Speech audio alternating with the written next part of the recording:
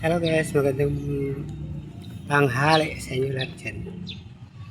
Okay, mga natin sa live ko. Thank you po. Thank you po sa mga nagsusupport. Shoutout pala dyan sa Pilar.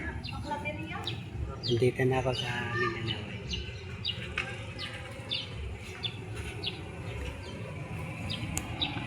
Dito na ako sa Mindanao.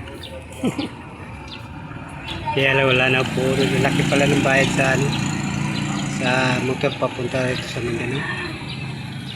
Kaya ginawa ko, nagkating na lang ako, nagmotor na lang ako, hanggang butuan. Itong Balingasag, 4 na oras. Grabe kayo biyahe. Maabot kami na alas 9 ng gabi dito sa bahay, Balingasag. 4 na oras ang biyahe namin. Di ba na ako makapaspas pag biyahe, ang ligid ko ay manipis na. Kaya tandaan ang tatlo. Shoutout pala sa inyo lahat. Good luck po sa inyo. Thank you, God bless.